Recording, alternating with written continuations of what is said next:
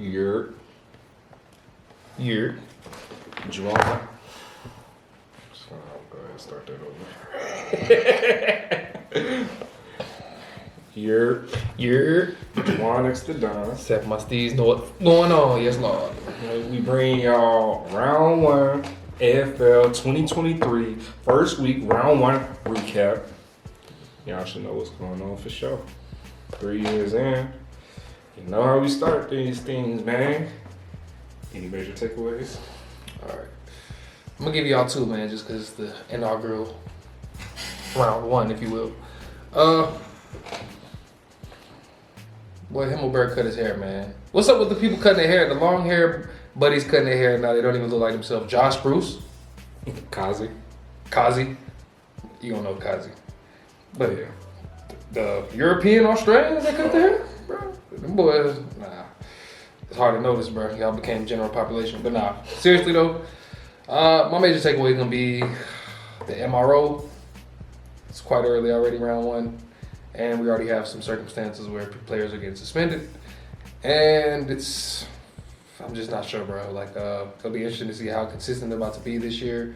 And really about the whole AFL lawsuit and the whole concussion situation. Oh, yeah. So it'll be interesting to see how they treat that and how the players will be, if the players will be offered any protection as the season goes on by the AFL. And just to monitor that situation will be interesting just as a whole. Yeah, it definitely looks like they're going to have to crack down on that shit a little bit more. My major takeaways is, I got 2, fuck it. First one, unfortunately, West Coast is still ass. It doesn't look like we gonna break. It's not looking good right now. I know we got a lot of young people, like I've been saying, bro, but nigga, we losing the North. It's crazy. Although they do look like a different team, I'll talk about that when we get to that. My other one, it ties in with the MRO shit. Just all the big hits, already this season, leading to them suspensions. I mean, I like a little rough and tough footy, bro. So I like it, but I know with the situation at hand, they do got to crack down a little bit. So I'm curious on how that's going to play out for the rest of the season. But getting into these games, game 1, yo boys, Richmond versus Carlton. Fuck it, I'll go first since I know you got some shit to say about your boys, man. So for me, came into this game thinking Richmond was going to win this game. I think they're the more aggressive, pressure-heavy team, more so than Carlton. But Carlton is living up to. Can't even say they're living up to their talent because it was a very low-scoring game. It was a very defensive game. It wasn't a boring game by any means. 58 points. They had the lowest. I think. Now, they weren't the 2 lowest scoring teams because Frio only had 52 points this week. But other than that, Richmond and Carlton were the teams that put the least amount of points on the board this week. And that didn't make it any less entertaining. It's just, I don't know what to really say about it, bro. I was entertained. It was a good game. It was a draw, first round draw. First round of the game of the year ends in a draw. Doesn't seem... I don't think that would happen very often, so that's crazy. But I'll let you go ahead into it. Going into it, I was expecting to win, considering we won last year. I thought we would be able to do it again. Like you said, it was a draw. And I think we can learn some stuff from Richmond, bro. Richmond's forward pressure is just crazy. Like, that's something that we expect from Richmond. And that's where we completely lack it. I think teams are just way too composed coming out of defense. And we don't put a hurry into anybody, bro, when the ball is in our D50, bro. Well, when the ball is in their D50, we're getting ready to score, bro. And that's where I think we can learn from them, bro. And apparently we can learn from them through the center clearance, too, because that's where they beat us. And I like to think that was one of our strong suits last year. And Richmond beat us at that, too. So, realistically, I guess I felt like we let one slip through the cracks, like immediately after the game had ended, considering toward the end of the game we had opportunities, bro. And we had more opportunities. But Richmond, we didn't make the best of it, bro, and Richmond did. but you know what I'm saying, they didn't win the game either. But really throughout the whole game, I think Richmond was winning the territory battle, bro. It really just looked like it was more on their terms. And the reason why we were able to stay in the beginning of the game really is because we had limited chances, but we made the most of them, whereas Richmond didn't. Tom Lynch had missed some easy goals alongside a couple of the Tigers there. But the game got sloppy, bro, and the second half was a lot more entertaining, I think, than the first half was, because Richmond really turned it up right at a halftime and kind of put the foot on the gas and forced us to really play well, too. But yeah, man, and that's really when the forwards got involved. Like, Tom Lynch started showing out, Kerno started showing out more so the second half. And really just came down to it. Richmond was more composed, bro. But I am proud of the Blues defense for only giving up 58 points. We usually would give up a lot more goals than that. But we do need the forward pressure, bro. And I would like to say the Taranto and the Jacob Hopper and all that, just a couple additions that they had, boosted that Richmond midfield, bro. And that's where they beat us at. So good to go. It's good on them, bro. But shout out to the Carlton debutants too, Ollie Hollins and Lockie Cohen. They both had decent games, bro. I'm looking forward to see what I can get from them. Sure.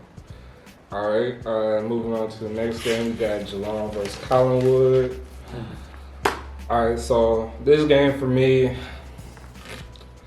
I went in thinking Geelong was going to be the better team. Reigning premiers. I know they lost Elwood, and that is a big hit for them, losing their captain, but I still thought they had all the pieces there to be a very competitive team. On the other side of that, the Pies looked really good last year. Definitely were a round away from making it to Granny's last year. I like their style of play a lot. They turn mistakes into greatness a lot. Chaos ball is kind of Collingwood's thing. With this game in particular, it was a very fast-paced game, kind of contradicting the first game of the year. This game was a lot more fast-paced. I think even like throughout the first quarter, there was barely any tackles because not because lack of skill. It was more so everybody was just moving the ball so well. It just tackles weren't happening.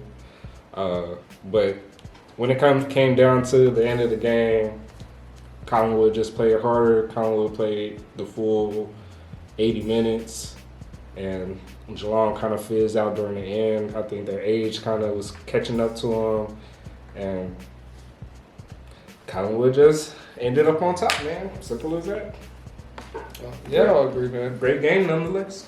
It was a great game. And yeah, I hate to say it, bro, but I do, just from an unbiased perspective, Collingwood does have a very entertaining style of game. And it looks good, bro, and it's effective, bro, the way that they play. They put pressure on you, bro, and they did that to the reigning premiers, and I was surprised to see Geelong go down the way that they did. But speaking of going down, they did deal with a couple of injuries. They had the Tom Stewart injury pretty early, which we all know how important he is, and Sam DeConing. So two very key pieces in the back going down early will affect anybody, whether you're premiers or not. And considering that's the strength of them, I think that definitely had an effect. But nonetheless, they couldn't get the job done. I think the Dacos brothers both played well together. They got a nice little chemistry going on together, but the boys are effective, man. And it was looking like Zach Tooley was going to win the Coleman, bro, with his 2 goals early on with Geelong, bro. Well, hell no, he didn't score anymore today. We had Jeremy Cameron fuck around, got 3 of them, and passed them real quick. But also, Collingwood had their own injuries, bro. Jeremy Howe fucked his arm up so bad, bro. That shit was crazy. Went up for a specky attempt. And also, Tyson Stengel got hurt in that same little situation. He took Jeremy Howe's hip right to the head, so I think he went in for concussion protocol, and Jeremy Howe landed and just fractured his whole arm, bro. It looked terrible. So, best wishes out to him, and speedy recovery. We all know the talent that he brings. But Radagalier looked pretty good, bro. He looked good at key defense. They moved him back there. He did. Looked real good. Meant to mention him. Mm-hmm. And speaking of Bobby Hill, first game back. First game as a pod. And also his first game back since being diagnosed with testicular cancer. Mm-hmm. So I think that kind of was overlooked. I didn't even recognize that at all until after the game. He had 3 goals, so good on him to turn up. Also want to highlight Darcy Moore's chase down tackle on Ali Henry. That shit was pretty beautiful effort. And gave him a little rough housing after, they used to be teammates last year with Ali Henry at Collingwood. So, yeah, man. The game was an ass whoop, bro. Just quick little stats. 62-46 inside 50s for Collingwood. That under siege, if you will, is Geelong's defense. And disposal efficiency was 76.9% to 70.2%. So Collingwood was a lot more effective with the ball when they had it. And at the end of the day, Geelong wish they got that one back, man. So that's that. So moving on to the next game. North versus West Coast. West Coast Eagles all day, every day, man. I'll go ahead. Yeah, man, we still ass. I was definitely going into this game thinking that we were gonna be better than this, bro. Like, bro, we couldn't stick no fucking tackle. North was just doing whatever the fuck they wanted, bro. North was looking like a well put together team under Clarko, bro. Clarko really went there and made a difference. It's not like they're just running around confused anymore. Every kick they had a purpose. They had good positioning. They was really just making us look really fucking stupid out there. It ended up being a close game. It really shouldn't have been, bro. I think we had the lead maybe for a portion of the first quarter, and then they were just whooping our ass the whole second and third quarter, and we decided to finally try to do something in the fourth when it was a little too late. And yeah, man, it's just nothing you can do if you just get your ass whooped and finally decide to want to play in the fourth. Other than that, Harry Sheasel, North's rookie, looked really fucking good. He ended up getting 34 disposals, which is the highest for a debutant since 1991. So I'm looking forward to what he does with North. Unfortunately, they couldn't keep Jason Francis with him. Them two probably would look crazy together. Just a young talent emerging out of North, but North. It might take another week or two to tell, but hopefully North isn't that bad, and we got our ass whooped to a decent team. Yeah, what you said, I pretty much agree with, bro. I think in the beginning of the game, I think North controlled most of the first half, but they were able to keep y'all in the game because they weren't as efficient around the goal as they would like to be. I think y'all was kind of slow, didn't have that much energy around the contest for real. But it really, Barras and McGovern really kind of stopped the floodgates from opening up all the way. So, because we all know how talented they are, they really hold shit down back there when nobody else can really do much, or the midfield's letting y'all down. And yeah, y'all did. North had 6 goals in a row, I think, burst in the first half. Could have been a lot worse. And I think, like you said, y'all cut the lead down. Y'all made a surge after y'all were down 33 at one point and cut it down to 3, really off the back of Liam Ryan had a big game. Luke Shuey in the midfield when y'all were getting right, and Dom Sheed. So when y'all getting right in the midfield, y'all can cut leads down. And that midfield in North does got some talent in it. With Luke Davies-Uniacke too is another player that a young talent, bro. 32 disposals, 11 clearances this game. So he's probably like slick the best player on North right now. I don't know, see what Shees will do next week. But no, it was. But I think what was important from North is they had their rookie. Well, not their rookie, excuse me. Their ruck went down, getting his ankle twisted, and so they had to deal with a makeshift ruck situation. And Hugh Greenwood was one of the ones who stepped in on the ruck, and he's a midfielder. So for him to step up in the ruck and to be able to hold it down and get that midfield straight is a big deal. And that happened in the first quarter. So a whole game having to deal with that, and it's impressive. Nick Larkey kicked the bag. And you already highlighted Harry Shees, all what I spoke on. So, yeah, man, that's pretty much all I got for that game, bro.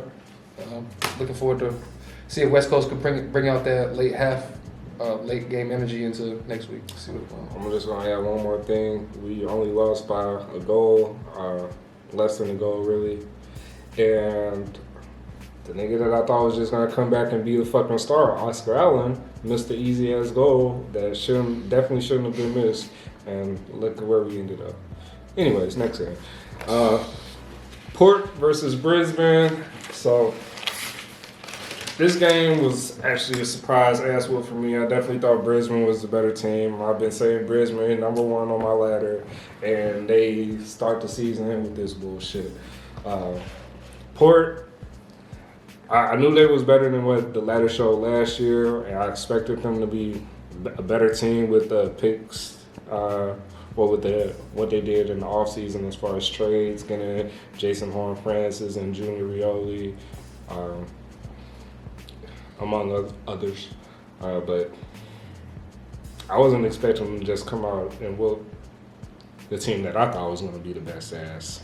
And they did that pretty handily. I don't think there was ever a moment where I was like, yeah, I think Brisbane's going to win this. Where Port really had their claws in them the whole time. And it was just really an ass whooping that I was not expecting at all. But I'm definitely going to be on the lookout for Port the rest of the season. Definitely looking like a real contender. Just need to see it a few more weeks to see if I can lock that in. But yeah, that's a fact. As y'all see on the first, latter season predictions, I have Port in the finals because I see the potential that they have, bro, and they did not fulfill that at all last year. And really, a performance like this is really, I wouldn't say I expected it, but I expected more to be along the lines of this than what it was last year. Because Brisbane, I believe in Brisbane too. I think they're a good team, and I pick them to be top two in on the ladder. But at the end of the day, we can keep talking about it over and over again. Brisbane does not defend, bro. They don't want to defend. Oh. And Port made them, bro. And Brisbane relies, I think, a lot on the midfield and that forward line. But this game, Port's mids really stood up to the challenge, bro. They were crazy around the contest, bro. Like you said, Jason Horn-Francis, Ollie Wines. You got all the players, bro. And Connor Rosie's filling out potential and doing what he's supposed to do, bro. And this is what he's been criticized for, not being as consistent. He had a lot of score involvements. I don't have the exact number off the top of my head, but Lear had a beautiful game down back, just locking shit down, holding it down on the defensive end. And you have the plethora of forwards that Port has, bro. We've been saying that they have the complete back line, forward line, and like you said, Junior Rioli had his impact himself too. So just to add on to what they already had potential to do, and for the line, for everything to really click together, was beautiful for them. I think Brisbane's, the best that they played was in the first half when I think they had 7 to 8 goals in the second quarter. But really, Port dominated the first quarter, but they didn't really give themselves much to show for it, and it took them a little bit to get into the game. But when they did in the second half, they dominated. And just a couple stats. So Port, so the disposal difference in the second half alone was 205 to 110. So ball use, all Port, Brisbane didn't get enough of the ball. 37 to 15 inside 50s, so over double. 71 to 44 contested possessions. 13 goals, 9 behinds to 3 goals, 3 behinds. So complete ass whoop. Brisbane didn't finish the game. They didn't defend. And shit, they didn't even play offense for a half. So, then the day, Brisbane, you got to turn it up, bro. No Andrew Gaze. And get right, bro, because that shit is not acceptable for a team that's supposed to be that high. All right. Moving on to the next game, we got Melbourne versus the Dogs. So, for this game, I was expecting Melbourne to win this game, but I wasn't expecting a 50-point blowout, bro. I thought the Dogs were a lot better team than that. And a lot of time,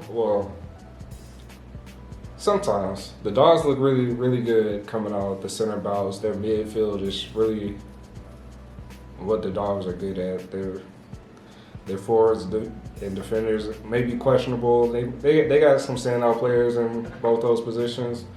But their mid is where they're dangerous, and Melbourne just out midfielded them. Clayton Oliver is acting like a whole different animal this year. Petrarca still being Petrarca. Max is out there.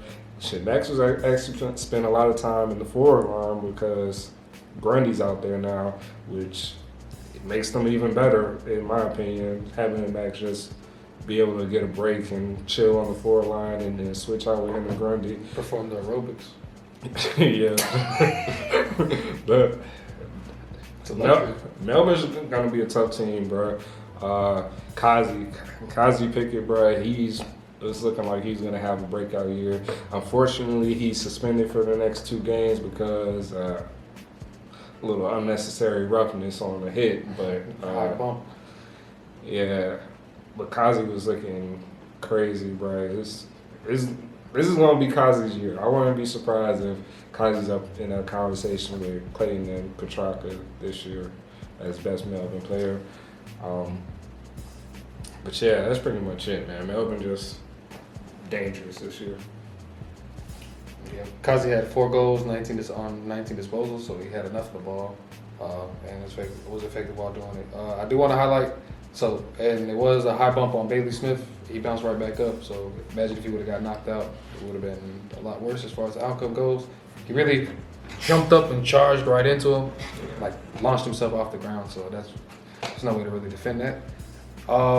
So for context too, Melbourne has played this game without no Stephen May, no Christian Salem, no Jack Viney, and no Bailey Fridge. So that's 4 key pieces on each line of the field, bro. So Melbourne did that and without key pieces, bro. And Melbourne did look to control the game early. The Dogs were competitive in the first half, I won't lie. The score is kind of not reflective on.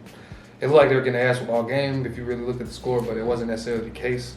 Bontempelli had great moments in there at times. But like you said, Melbourne didn't out midfield him. Coming out of center, like you said, it's a beautiful luxury to have. Grundy and Max Gunn, you can sit up forward. I think you could throw either forward or either in the ruck, rather. They're both just that good. And at one point, Melbourne had 5 goals in 9 minutes. So really, if you don't stay on your P's and Q's, Melbourne can punch you in the mouth and the game can get away from you, bro. And that's really what it was. I don't think the Dogs' back line is really good enough. You got Alex Keith back there, who was like the best player back there last year, but he ended up, he got hurt, but he came back. But Liam Jones was having his first game back as a Dog, and he didn't have the best game at all.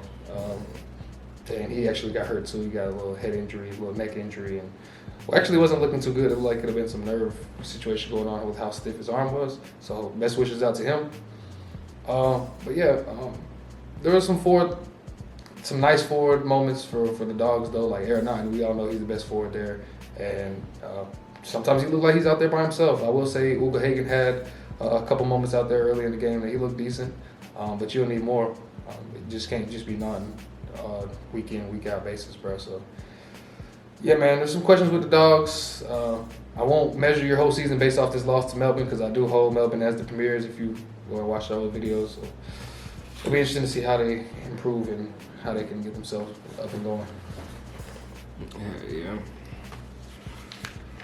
All right, so next game we got Gold Coast versus Sydney Swans, and this game was pretty much a practice match for Sydney.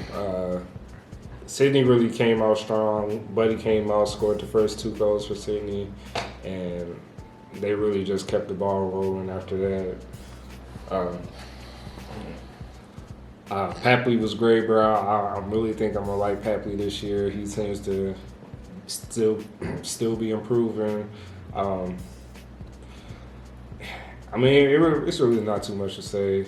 Gold Coast never really had a chance. I do like Took Miller. Took was getting his possessions. He was looking real good out there. But, bro, Gold Coast, I want y'all to be better, but I'm not opposed to y'all moving out to Tasmania and giving them boys a team because y'all kind of shit right now. Yeah, that's all I really. Oh, one more thing, the Buddy bump. Buddy got suspended for a week as well, running straight into, who he ran into? Sam Collins really fucked that boy up. No, bro, there was no intent to get the ball at all. He did. He ran right into that boy with no regard, bro. You're a fucking bully, bro. Yeah, so he's going to be out for a week, but hey, yeah, that's all I got to say about that. Yeah, this game, it was played in like humid conditions, so the ball was wet. But you would never really be able to tell by the way that Sydney plays. Like you had mentioned, Buddy had scored the first 2 goals of the game, and Sydney scored the first 5 of the game themselves. So Gold Coast didn't have a chance, bro. They were trying to have an uphill climb, uphill battle to climb, if you will. And they just looked like a good team, bro. They looked well organized. Sydney, if they have a better game in the season than this, then I really don't know what to tell you. They had 12 different goal kickers, bro. 9 of them had 20. 9 players had 20 or more disposals, bro. So it was a real team effort, bro. It's a system win, bro.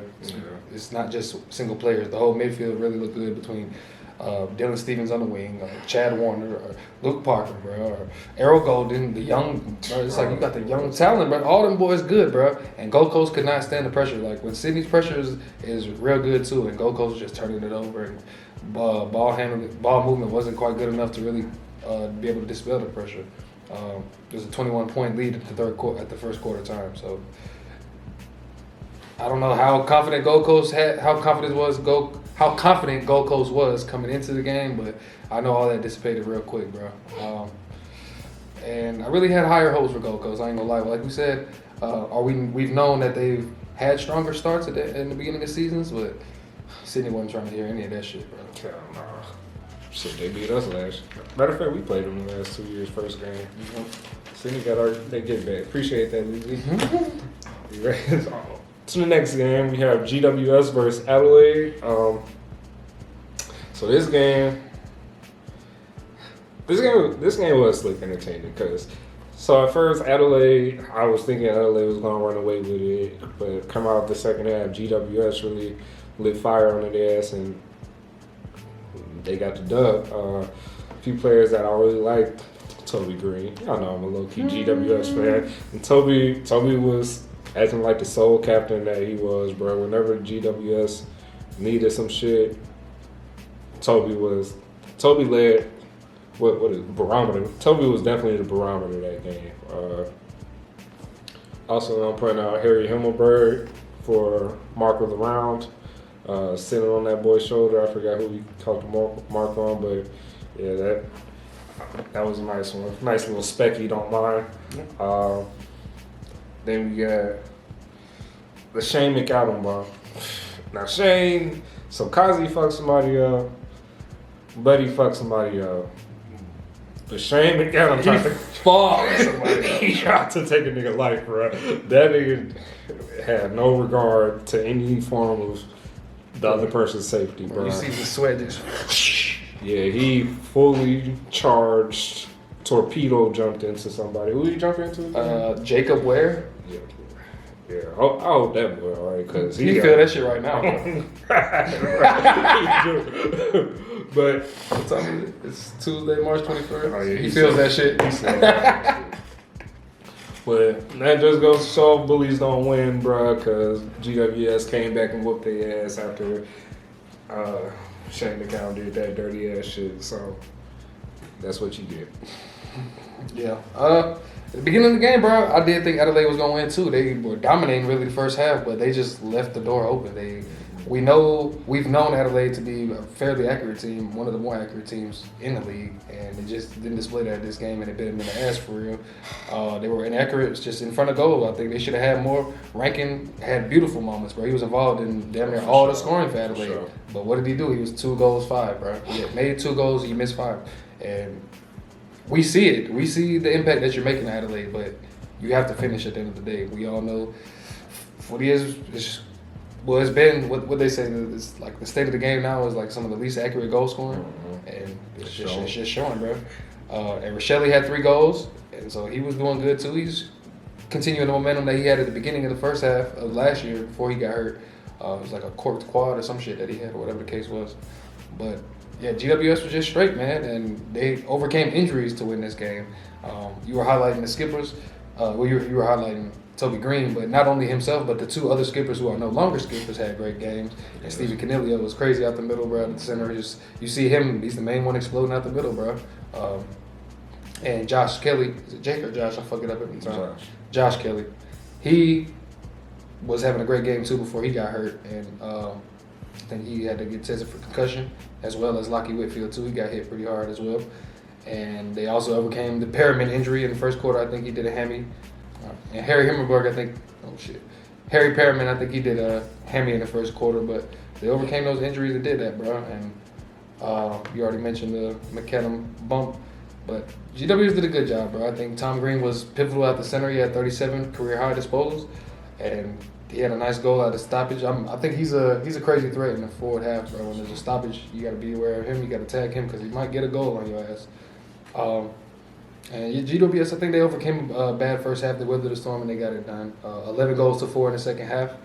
And at the end of the day, Adelaide's going to be kicking themselves in the ass for this loss. For sure. All right. Next game, we got Hawthorne versus Essendon. This game, I definitely thought it was going to be closer. I thought this was going to be the battle of some ass teams.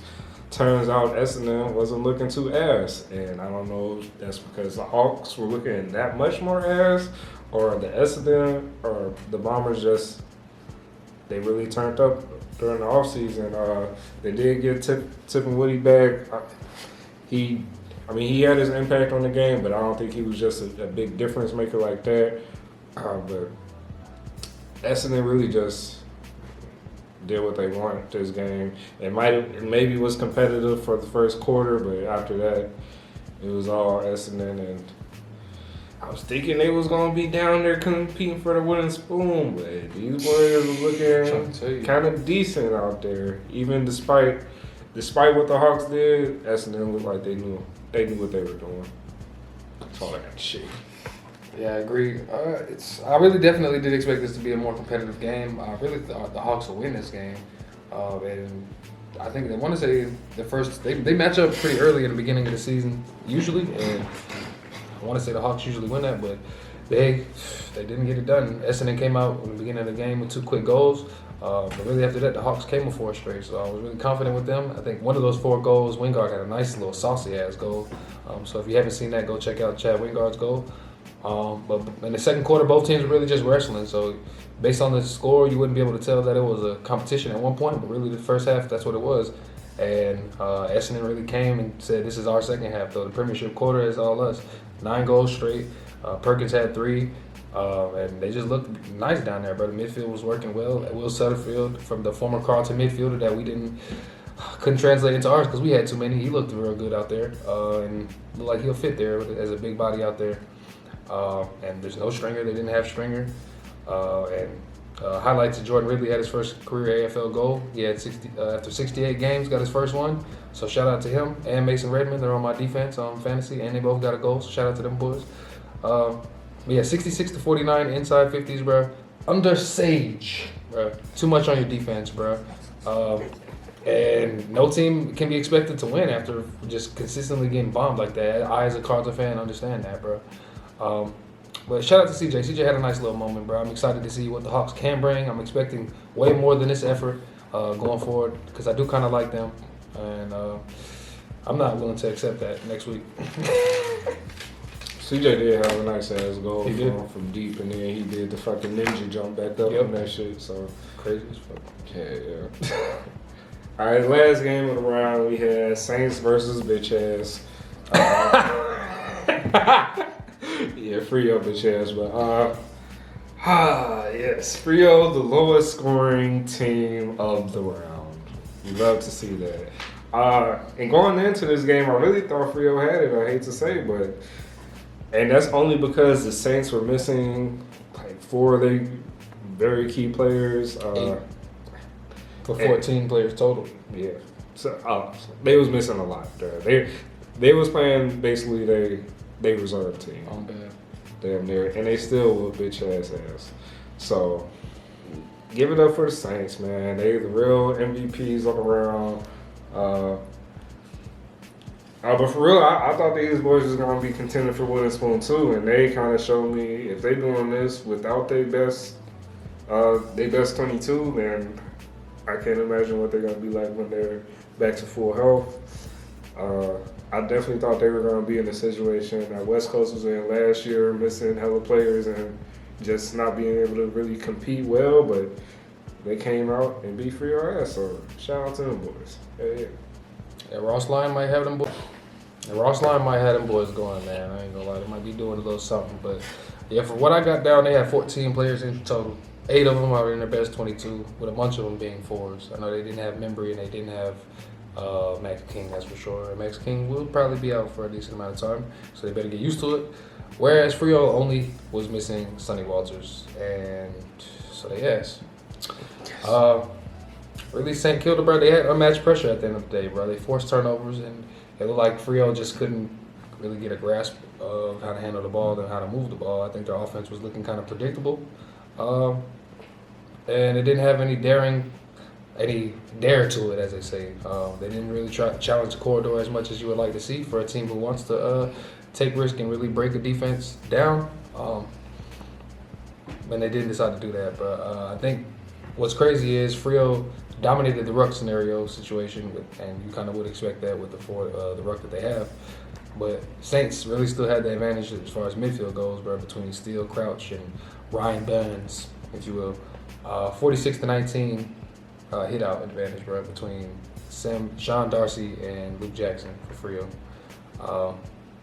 And with a situation like that, bro, if you're not winning in the midfield, bro, like that, despite winning the rucks, the hit outs, you're not gonna win the game, man. Especially if you're already under constant pressure, bro. Nat Fife wasn't. They kept hyping him up, bro. He didn't do shit in the forward, bro. Frio's forwards in general didn't do shit at all. I don't think. Frederick has anything. Yeah, I don't think any forward had more than 2 goals. No. There was all that. Taverner didn't do shit. Fife got shut down by Callum Wilkie, if you need a name to give some praise to. And Jack Sinclair looked good, bro, for the Saints. He might be a real dangerous player looking down the line in the season. I think Frio just lacked energy, bro. They had some defenders that got some big numbers, bro, but some of that was from flipping plays and switching plays, getting marked numbers up. But they were under constant siege, so they did end up getting the numbers. They do have some talent back there in defense. But at the end of the day, Saints defied the odds and beat them. Frio's looking more ass than I thought they would be. Saints looking better. I did have Saints, I think, bottom 2, but I don't know. Them red and black teams might not be sitting down too ass, bro. That's pretty much what I got for that game too, man. Yeah, and that's round 1, man. Yo, tune in. We here all year. We go live, check out the lives, check out the recaps, check out the tips, check out the highlights. We dropping all that. So, matter of fact, while you here, just go ahead, hit the subscribe button, go ahead, hit the bell, all the YouTube shit. You know what the fuck going on. But we out there, bitch. I'm a little smaller there. Dude, just been a while. I've been sitting like this too, so you be like, yeah, we go, bro.